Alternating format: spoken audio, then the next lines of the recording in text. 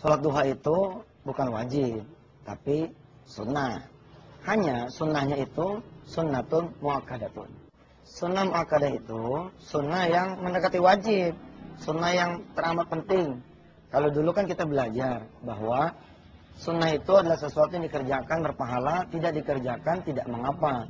Tapi di sunnah muakkadah itu beda sebab kalau yang sunnah muakkadah ditinggalkan, ini akan berpengaruh kepada kesehatan kita, rezeki kita, nasib kita, dan kualitas hidup kita.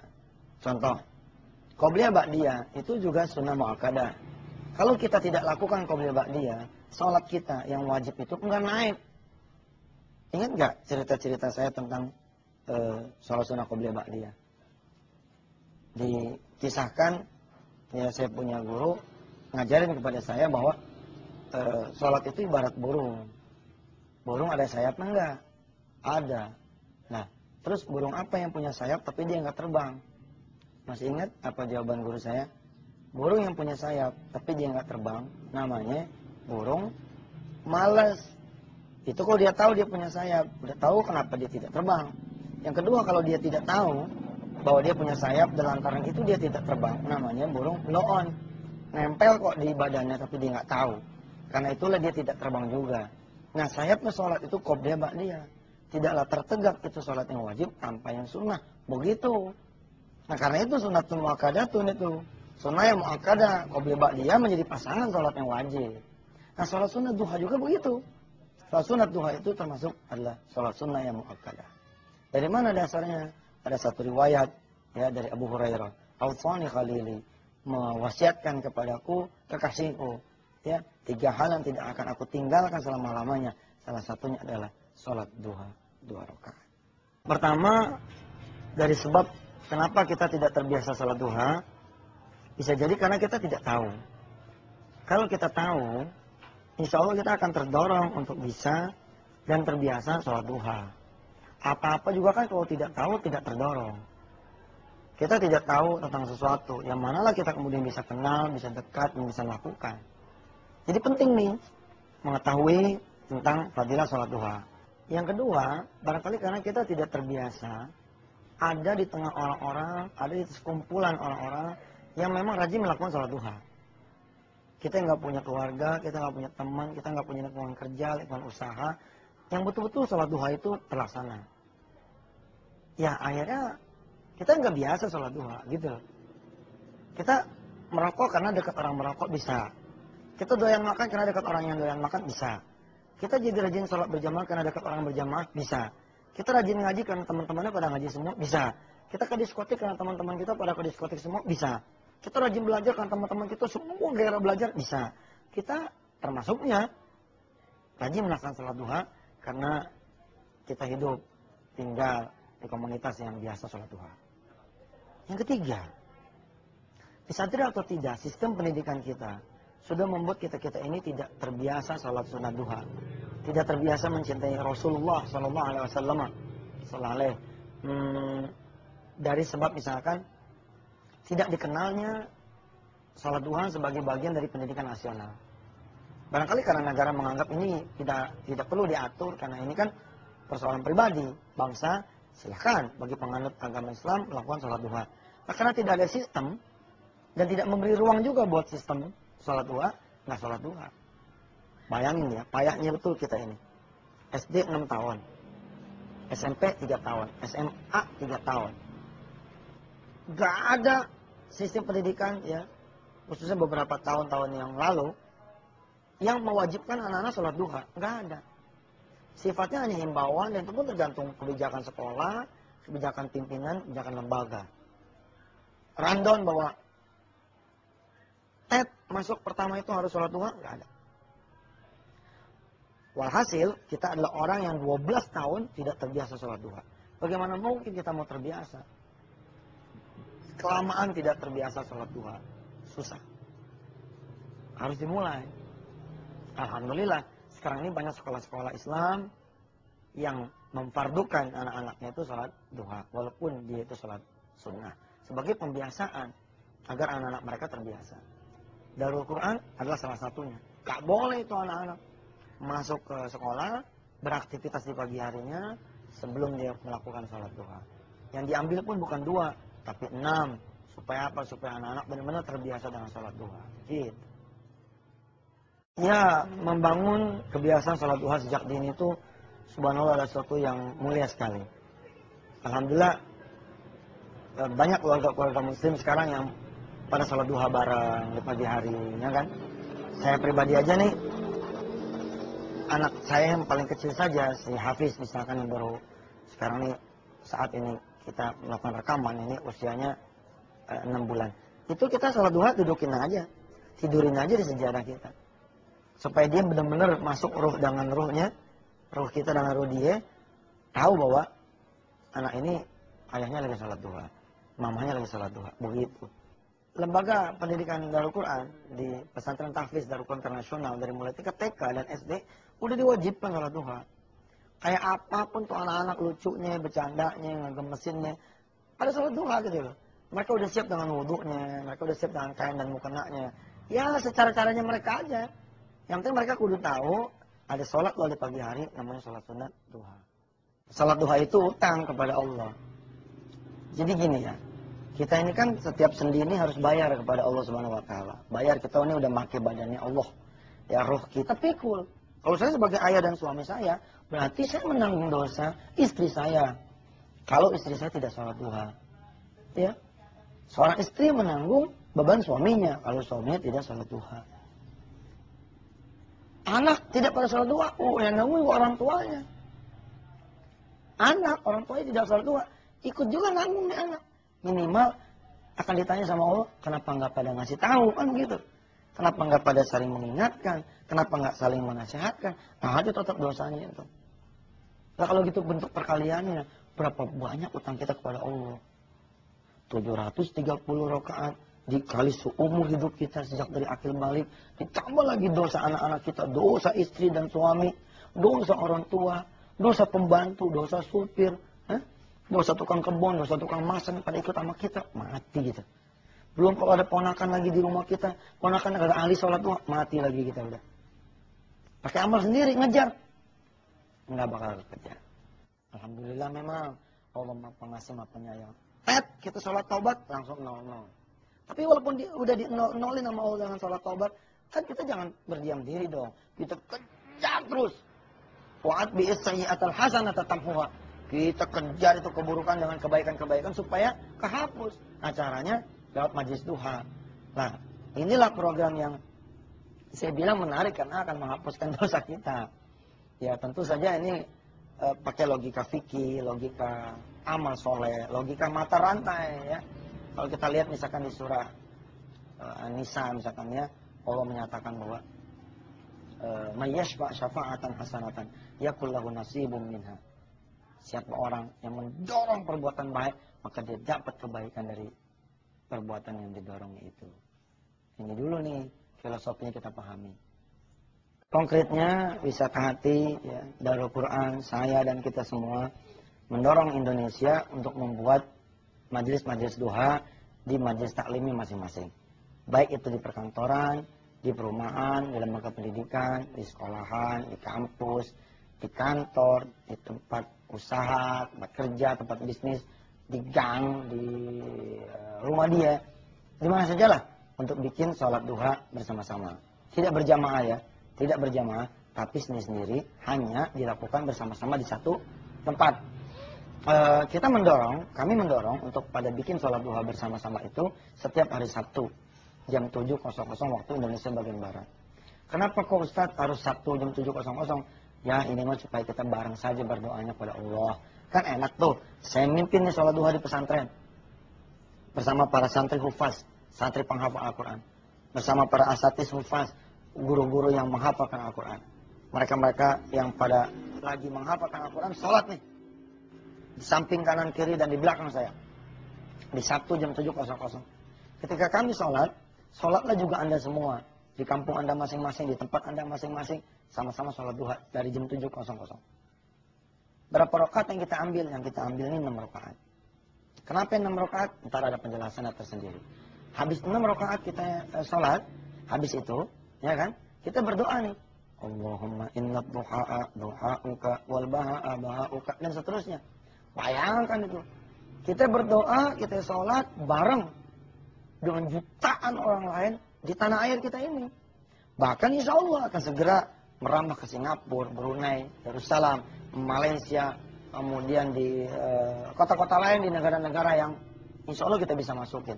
Bayangkan, insya Allah bukan cuma jadi Majelis Duha Nasional, tapi Majelis Duha Internasional. Waktunya disamain. Begitu. Supaya, apa ya, ada kebersamaan lah gitu. Kan kelihatan dari arsy Allah juga lain. Ini bumi siapa nih? Begitu kan? Ini kok jam 7 Sabtu ini pada sujud kepadaku bareng semua. Ternyata Indonesia, masa iya nggak dimakmurin Indonesia, ya kan? Targetnya ada di, insya Allah di pertama ini 10 kota. Kemudian kita akan melangkah ke 100 kota.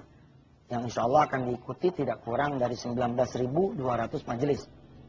Di seluruh tanah air, khususnya di 100 kota itu. 19.200 majelis ini, kalau ya isinya itu 100 orang, maka Majelis Duha Nasional yang diselenggarakan setiap Sabtu pagi, ini akan berisi 19,2 juta orang. Bayangin, kita adalah satu dari 19,2 juta orang yang ikut sujud, ruku, sholat duha, dan berdoa kepada Allah Azza wa Jalla, supaya kita kemudian dibukakan kita rezeki, disehatkan Allah, diistiqomahkan kita punya ibadah, ditambah kita punya ilmu, ditambah kita punya ibadah-ibadah, dan seterusnya. Kegiatannya yang sederhana, intinya kan sebenarnya cuma membuat satu majelis di mana orang-orang pada sholat duha. Ya sudah, kegiatannya sholat duha saja.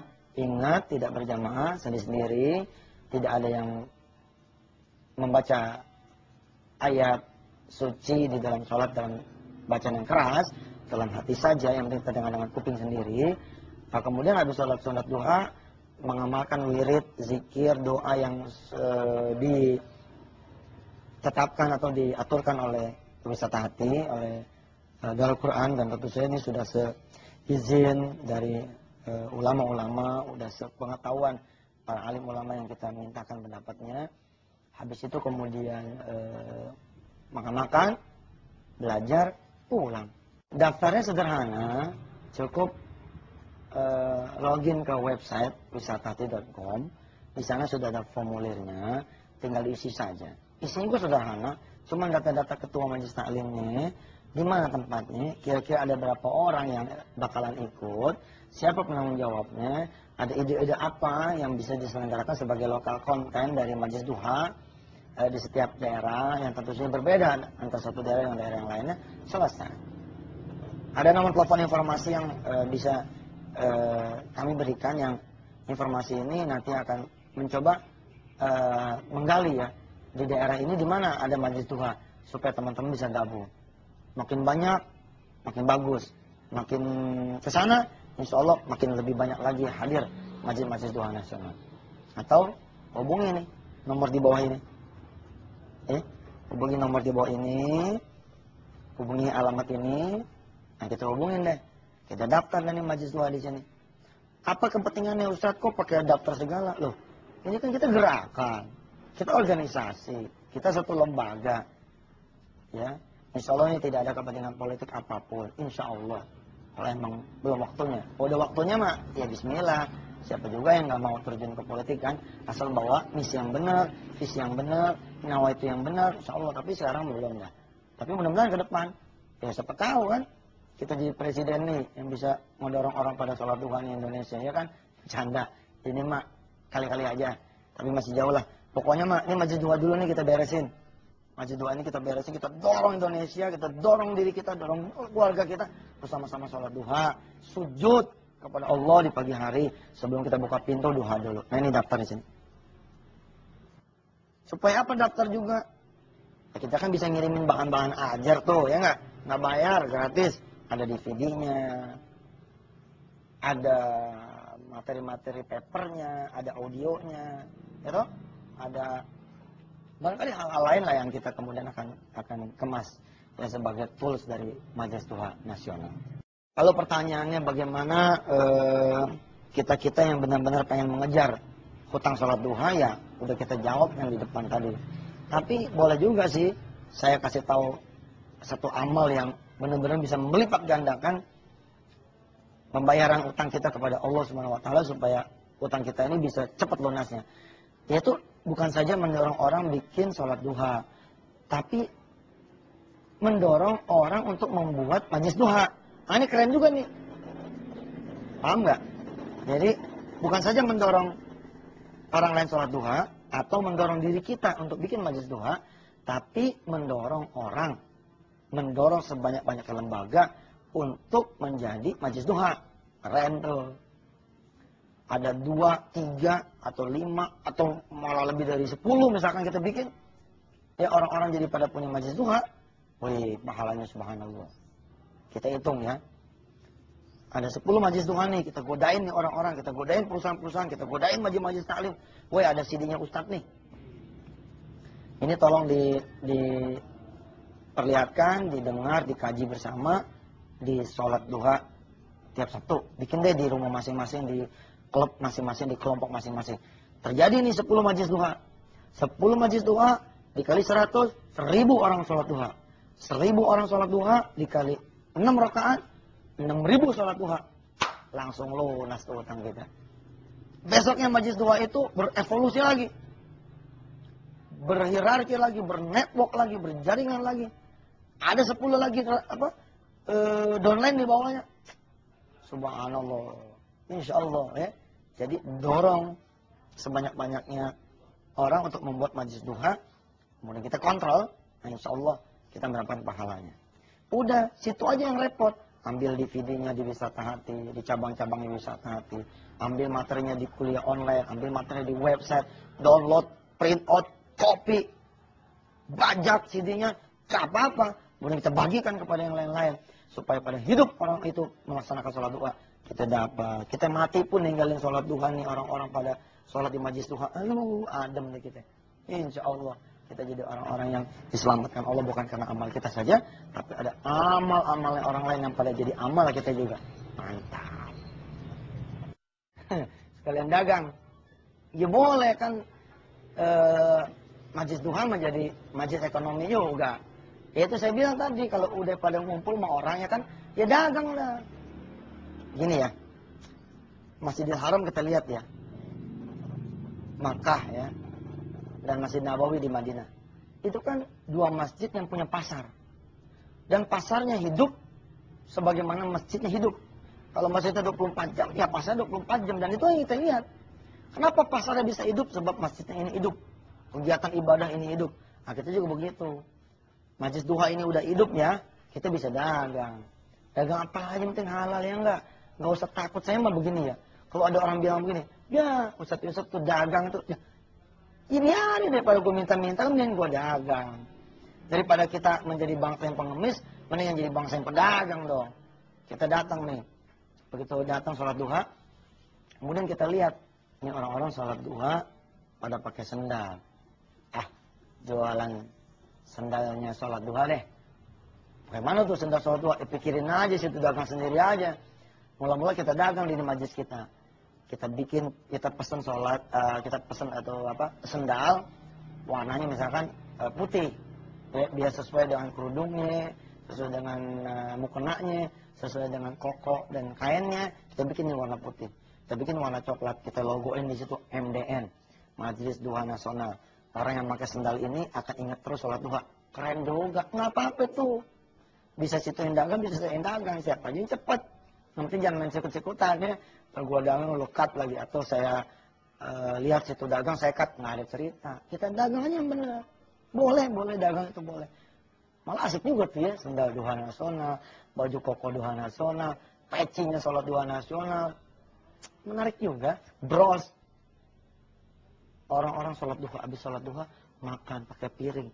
Ustaz, bikin piringnya, Ustaz. Boleh ya nggak boleh, mah. Ada foto saya di situ, kagak boleh. Ntar dikit-dikit bikin jam tangan, ada foto saya, bikin jemdingnya, foto. Nah, itu yang nggak boleh. Nggak boleh ada pun satu anggota majlis duha yang dagang, lalu pakai atribut foto saya. Nggak bisa. Tapi kalau pakai logo, boleh. Logo mah nggak apa-apa. Begitu makan, ya, mau nyendok nih, tulisan di situ begini. Di pinggirnya nih ada tulisan kecil misalkan gitu ya. Sarapan pagi boleh, tapi sholat duha jangan lupa. Gitu, mantap kan? Begitu kita minum, habis minuman, di bawah tuh cangkir ada tulisan, udah duha belum? Ingat yang ngasih minum siapa? Wah gitu, cakep tuh. Kita bikin lagi misalkan lemari pakaian. Ih, lemari pakaian hubungannya apa sama sholat duha? Ada Ustaz. Bagaimana adanya? Kaca itu kita ukir Ustaz. Pintu tuh lemari kita ukir Ustaz. Jangan lupa sholat duha. Oh iya. Jadi itu lemari sholat duha. Iya apa aja deh. Pokoknya mah dagang. Dan dagang itu bisa jadi dagang internasional loh. Gimana caranya? Kasih tahu dong wisata pusat. Kasih tahu Majelis Doa Nasional Pusat. Pak, saya punya produk nih. Ustaz, saya punya produk nih. Apa produknya? Jembeker yang ngingetin kita pada sholat duha. Kita mau distribusiin secara nasional, gimana caranya? Gampang. Kasih ke pusat, pusat distribusi ke cabang-cabang. Kasih ke Darul Quran distribusi ke cabang-cabang. Atau kalau paling gampang begini, udah distribusin aja sendiri. Dagang aja sendiri. Yang penting satu saya bilang, jangan pada saling sikut, bisnis yang santun, dagang yang santun, dan jangan lupa berbagi sama orang. Gitu. Syukur-syukur bisa berbagi kepada PPPA, berbagi pada program donasi pembibitan penghafal Al-Quran. Mantap. Dari sendal punya keuntungan sekian, dari makanan punya untung sekian, dari merchandise punya untung sekian. Ada yang bisnis payung misalkan, sholat duha kok hujan terus, setiap Sabtu hujan terus. Gue dagang payung deh. Gitu dikembangin, bluk. Ternyata payungnya itu cerita-cerita tentang fadilah sholat duha. Ruas ini fadilah sholat duha 2 rakaat. Ruas ini 6 rakaat. Ruas ini 8 rakaat. Ruas ini 12 rakaat. Yang ini cerita tentang neraka. Ini cerita tentang rezeki. Wah, begitu dibentangin, akhirnya orang hujan ke hujan dibentangin tuh. Sholat payung. Karena payung itu berisi tentang sholat duha. Nah dari jual payung itu ada keuntungannya. Bagi tetangga, bagi orang-orang miskin, bagi orang-orang susah, bagi janda-janda yang tua, yang jompo, yang nggak punya anak, ada yang susah. Kemudian bagi juga ke PPPA. Mantap. Boleh. Dagang, boleh. Bahkan dagang itu adalah kewajiban buat kita semua. Jadilah muslim yang berdagang. Jadilah muslim yang membangun ekonomi sekitarnya. Jadilah muslim yang bermanfaat. Kalau dagang buku-buku dan CD-CD saya maksudnya, ya ya tambah boleh lagi lah. Cuma kan saya harus fair. Majelis Doa Nasional ini bukan majelis duhanya wisata hati. Namanya juga nasional ya kan. Siapa aja boleh masuk di sini. Kalau bahkan ya di pematerinya pun bisa bukan saya. Bisa saja bukan saya. Kan tidak harus selalu saya. Bisa misalkan yang perempuan ada Haja Lutfia Sungkar, ada Mama Dede, ada Tenini, ada misalkan Ustazah Tuti. Sholat duha itu bukan wajib, tapi sunnah. Hanya sunnahnya itu sunnatun muakkadatun. Sunnah muakkadah itu sunnah yang mendekati wajib, sunnah yang teramat penting. Kalau dulu kan kita belajar bahwa sunnah itu adalah sesuatu yang dikerjakan berpahala, tidak dikerjakan tidak mengapa. Tapi di sunnah muakkadah itu beda sebab kalau yang sunnah muakkadah ditinggalkan, ini akan berpengaruh kepada kesehatan kita, rezeki kita, nasib kita, dan kualitas hidup kita. Contoh, qobliyah ba'diyah itu juga sunnah muakkadah. Kalau kita tidak lakukan qobliyah ba'diyah, sholat kita yang wajib itu enggak naik. Ingat enggak cerita-cerita saya tentang sholat sunnah qobliyah ba'diyah? Dikisahkan, ya saya punya guru ngajarin kepada saya bahwa sholat itu ibarat burung. Burung ada sayapnya enggak? Ada. Nah, terus burung apa yang punya sayap tapi dia enggak terbang? Masih ingat apa jawaban guru saya? Burung yang punya sayap tapi dia enggak terbang, namanya burung malas. Itu kalau dia tahu dia punya sayap, udah tahu kenapa dia tidak terbang. Yang kedua, kalau dia tidak tahu bahwa dia punya sayap dan lantaran itu dia tidak terbang, namanya burung loon. Nempel kok di badannya tapi dia nggak tahu. Karena itulah dia tidak terbang juga. Nah, sayapnya sholat itu qobliyah ba'diyah. Tidaklah tertegak itu sholat yang wajib tanpa yang sunnah. Begitu. Nah, karena itu sunnatun muakkadatun itu. Sunnah yang muakkadah, qobliyah ba'diyah menjadi pasangan sholat yang wajib. Nah, sholat sunnah duha juga begitu. Sholat sunnah duha itu termasuk adalah sholat sunnah yang muakkadah. Dari mana dasarnya? Ada satu riwayat ya dari Abu Hurairah. Awsani Khalili mewasiatkan kepadaku kekasihku, ya, 3 hal yang tidak akan aku tinggalkan selama-lamanya. Salah satunya adalah sholat duha 2 rakaat. Pertama, dari sebab kenapa kita tidak terbiasa sholat duha, bisa jadi karena kita tidak tahu. Kalau kita tahu, insya Allah kita akan terdorong untuk bisa dan terbiasa sholat duha. Apa-apa juga kan kalau tidak tahu, tidak terdorong. Kita tidak tahu tentang sesuatu, yang manalah kita kemudian bisa kenal, bisa dekat, dan bisa melakukan. Jadi penting nih, mengetahui tentang fadilah sholat duha. Yang kedua, barangkali karena kita tidak terbiasa, ada di tengah orang-orang, ada di sekumpulan orang-orang, yang memang rajin melakukan sholat duha. Kita nggak punya keluarga, kita nggak punya teman, kita nggak punya lingkungan kerja, lingkungan usaha, yang betul-betul sholat duha itu terlaksana. Ya akhirnya, kita nggak biasa sholat duha, gitu. Kita merokok karena dekat orang merokok bisa. Kita doyan makan karena dekat orang yang doyan makan bisa. Kita jadi rajin sholat berjamaah karena dekat orang berjamaah bisa. Kita rajin ngaji karena teman-temannya pada ngaji semua bisa. Kita ke diskotik karena teman-teman kita pada ke diskotik semua bisa. Kita rajin belajar karena teman-teman kita semua gairah belajar bisa. Kita termasuknya rajin melakukan sholat duha karena kita hidup tinggal di komunitas yang biasa sholat duha. Yang ketiga, disadari atau tidak, sistem pendidikan kita sudah membuat kita ini tidak terbiasa sholat sunat duha, tidak terbiasa mencintai Rasulullah Sallallahu Alaihi Wasallam. Dari sebab misalkan tidak dikenalnya sholat duha sebagai bagian dari pendidikan nasional. Barangkali karena negara menganggap ini tidak perlu diatur karena ini kan persoalan pribadi bangsa. Silahkan bagi penganut agama Islam melakukan sholat duha. Nah, karena tidak ada sistem dan tidak memberi ruang juga buat sistem sholat duha, nggak sholat duha. Bayangin ya, payahnya betul kita ini. SD 6 tahun, SMP 3 tahun, SMA 3 tahun. Nggak ada sistem pendidikan ya, khususnya beberapa tahun-tahun yang lalu, yang mewajibkan anak-anak sholat duha. Nggak ada. Sifatnya hanya himbauan dan itu pun tergantung kebijakan sekolah, kebijakan pimpinan, kebijakan lembaga. Rundown bahwa TET masuk pertama itu harus sholat duha, nggak ada. Walhasil, kita adalah orang yang 12 tahun tidak terbiasa sholat duha. Bagaimana mungkin kita mau terbiasa? Kelamaan tidak terbiasa sholat duha. Susah. Harus dimulai. Alhamdulillah. Sekarang ini banyak sekolah-sekolah Islam yang memfardukan anak-anaknya itu sholat duha. Walaupun dia itu sholat sunnah. Sebagai pembiasaan. Agar anak-anak mereka terbiasa. Darul Quran adalah salah satunya. Gak boleh itu anak-anak masuk ke sekolah, beraktivitas di pagi harinya, sebelum dia melakukan sholat duha. Yang diambil pun bukan 2, tapi 6.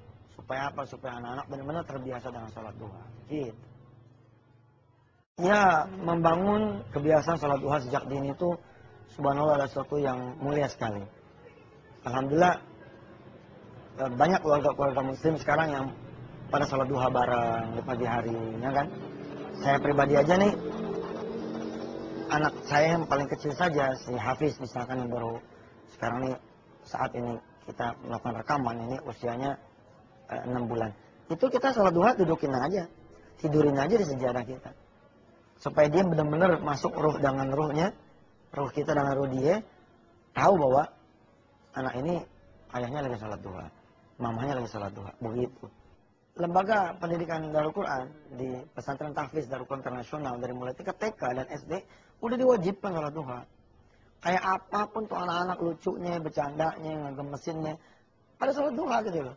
Mereka udah siap dengan wudhunya, mereka udah siap dengan kain dan mukenanya. Ya secara caranya mereka aja.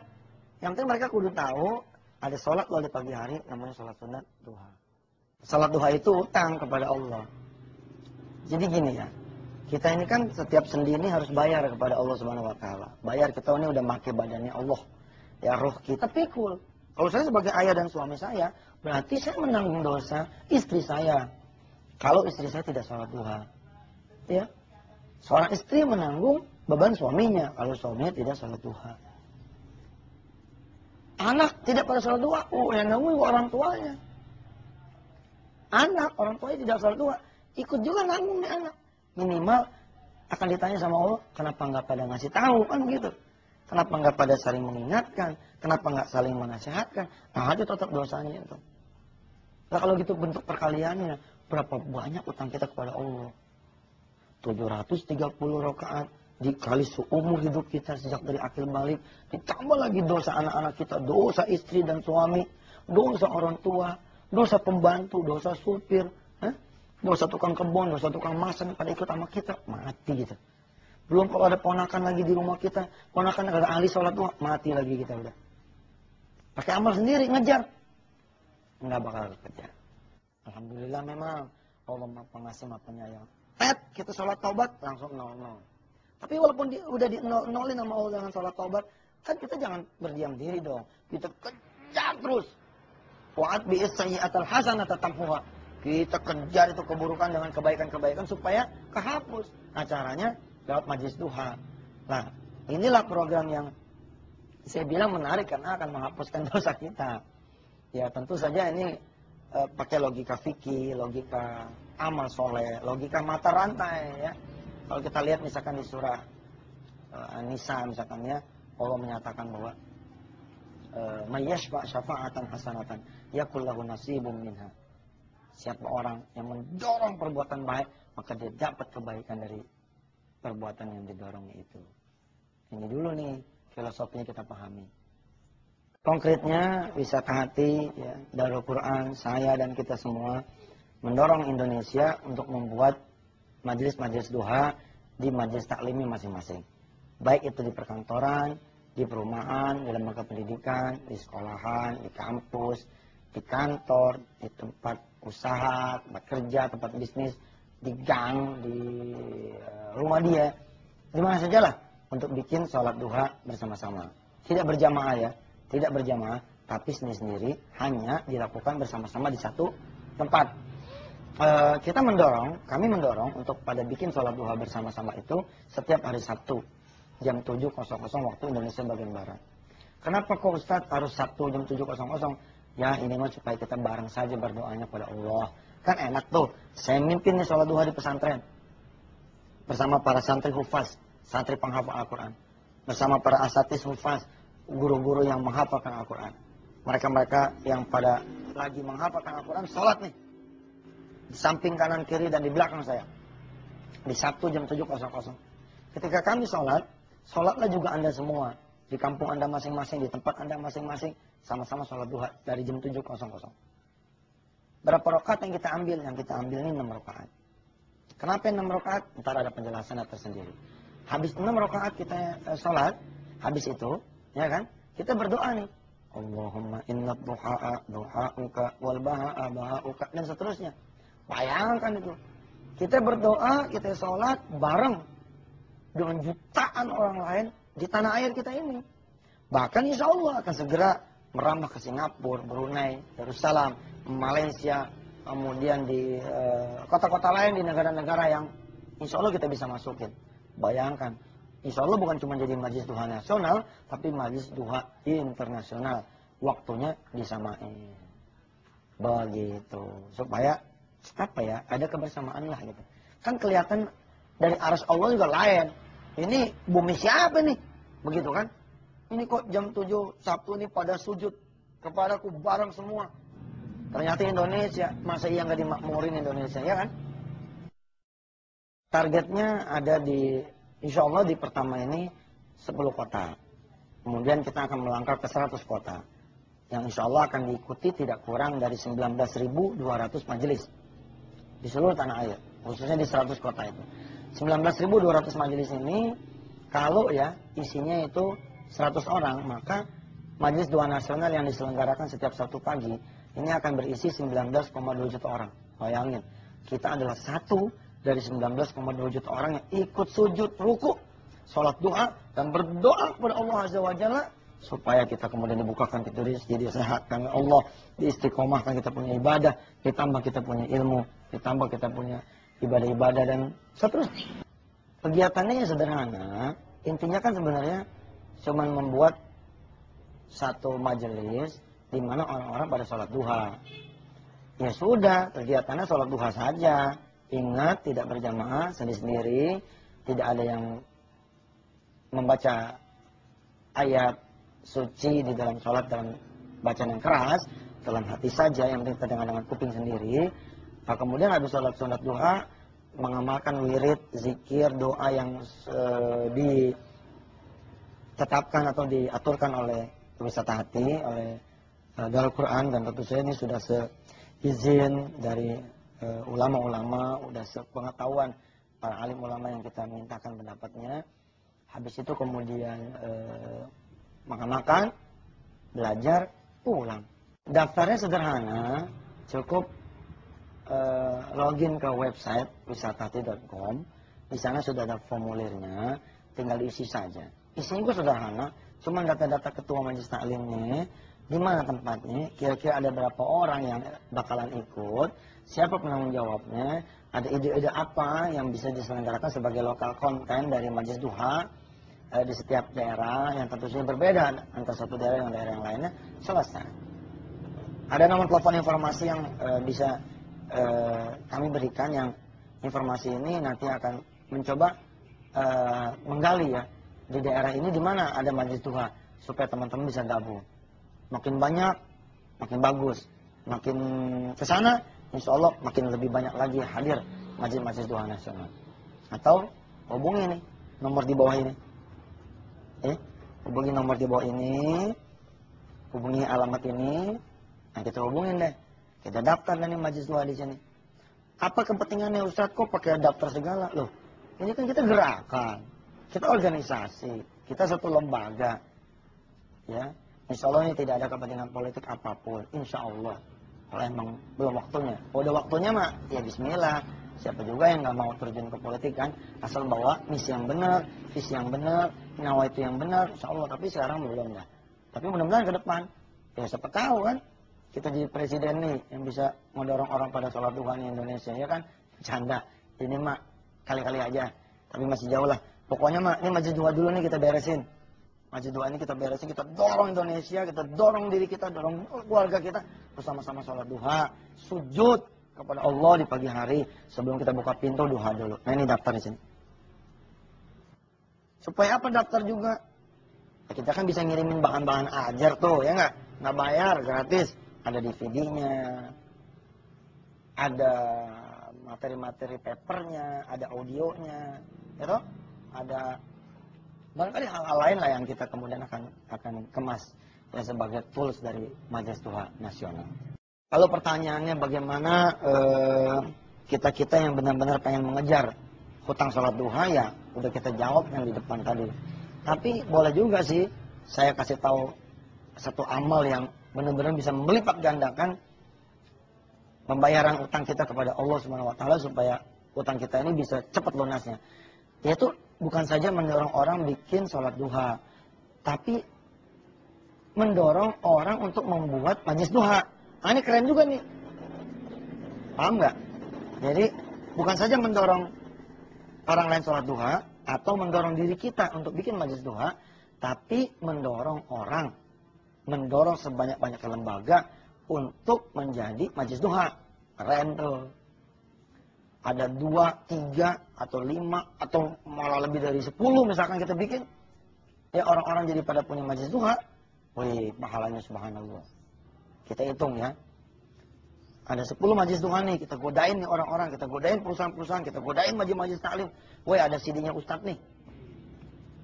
Ini tolong diperlihatkan, didengar, dikaji bersama di sholat duha tiap Sabtu. Bikin deh di rumah masing-masing, di klub masing-masing, di kelompok masing-masing. Terjadi nih 10 majelis duha. 10 majelis duha dikali 100, 1000 orang sholat duha. 1000 orang sholat duha dikali 6 rakaat, 6000 sholat duha. Langsung lunas tuh utang kita. Besoknya majelis duha itu berevolusi lagi. Berhierarki lagi, bernetwork lagi, berjaringan lagi. Ada 10 lagi downline di bawahnya. Subhanallah. Insya Allah ya. Jadi dorong sebanyak-banyaknya orang untuk membuat majelis duha. Kemudian kita kontrol. Nah, insya Allah kita mendapatkan pahalanya. Udah, situ aja yang repot. ambil DVD-nya di Wisata Hati, di cabang-cabangnya Wisata Hati, ambil materinya di kuliah online, ambil materinya di website, download, print out, copy, bajak CD-nya, gak apa-apa. Kemudian kita bagikan kepada yang lain-lain, supaya pada hidup orang itu melaksanakan sholat duha. Kita dapat, kita mati pun ninggalin sholat duha nih, orang-orang pada sholat di majlis duha, adem nih kita. Insya Allah kita jadi orang-orang yang diselamatkan Allah bukan karena amal kita saja, tapi ada amal-amal orang lain yang pada jadi amal kita juga. Mantap. Sekalian dagang. Ya boleh kan, majlis duha menjadi majlis ekonomi juga. Ya itu saya bilang tadi, kalau udah pada ngumpul sama orangnya kan, ya dagang lah. Gini ya, Masjidil Haram kita lihat ya, Makkah ya, dan Masjid Nabawi di Madinah. Itu kan dua masjid yang punya pasar. Dan pasarnya hidup sebagaimana masjidnya hidup. Kalau masjidnya 24 jam, ya pasarnya 24 jam. Dan itu yang kita lihat. Kenapa pasarnya bisa hidup? Sebab masjidnya ini hidup. Kegiatan ibadah ini hidup. Nah kita juga begitu. Majlis duha ini udah hidup ya, kita bisa dagang. Dagang apa aja penting halal ya enggak? Enggak usah takut. Saya mah begini ya. Kalau ada orang bilang begini, ya Ustadz tuh dagang tuh. Ya, ini hari daripada gue minta-minta, mending gue dagang. Daripada kita menjadi bangsa yang pengemis, mending jadi bangsa yang pedagang dong. Kita datang nih, begitu datang sholat duha, kemudian kita lihat, ini orang-orang sholat duha pada pakai sendal. Jualan sendalnya sholat duha deh. Bagaimana tuh sendal sholat duha? Pikirin aja situ, dagang sendiri aja. Mula-mula kita dagang di majlis kita.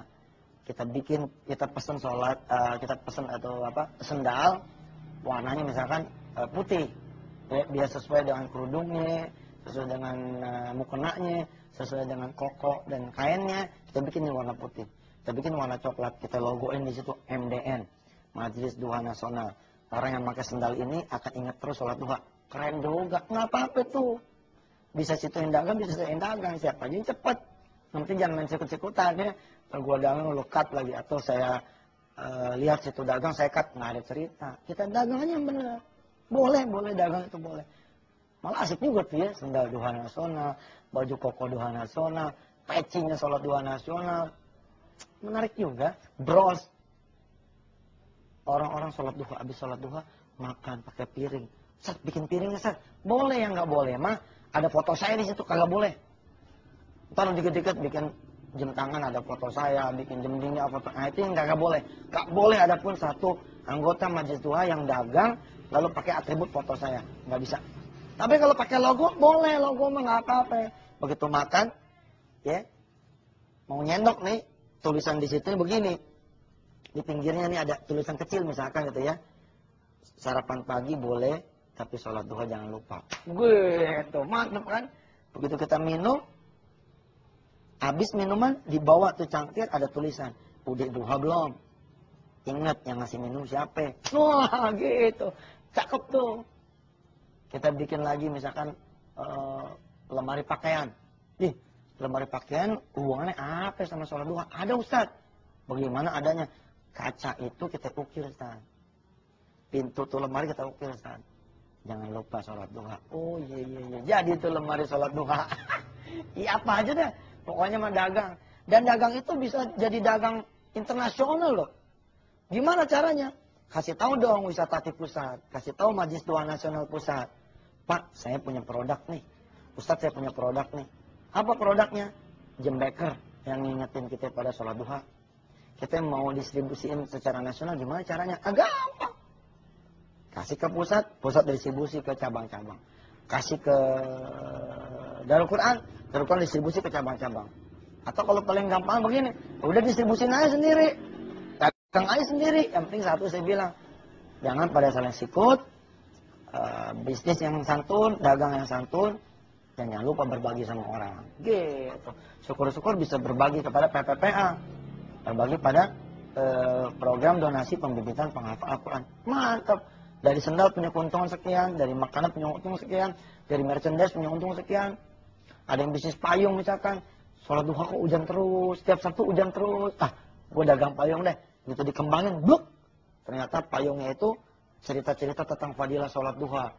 ruas ini pada sholat 2 rakaat, ruas ini 6 rakaat, ruas ini 8 rakaat, ruas ini 12 rakaat, yang ini cerita tentang neraka, ini cerita tentang rizki. Wah, begitu dibentangin, akhirnya orang hujan ke hujan dibentangin tuh. Sholat payung. Karena payung itu berisi tentang sholat duha. Nah, dari jual payung itu ada keuntungannya. Bagi tetangga, bagi orang-orang miskin, bagi orang-orang susah, bagi janda-janda yang tua, yang jompo, yang nggak punya anak, ada yang susah. Kemudian bagi juga ke PPPA. Mantap. Boleh. Dagang, boleh. Bahkan dagang itu adalah kewajiban buat kita semua. Jadilah muslim yang berdagang. Jadilah muslim yang membangun ekonomi sekitarnya. Jadilah muslim yang bermanfaat. Kalau dagang buku-buku dan CD-CD saya maksudnya, ya, ya tambah boleh lagi lah. Cuma kan saya harus fair. Majelis Duha Nasional ini bukan majelis duhanya wisata hati. Namanya juga nasional ya kan. Siapa aja boleh masuk di sini. Kalau bahkan ya di pematerinya pun bisa bukan saya. Bisa saja bukan saya. Kan tidak harus selalu saya.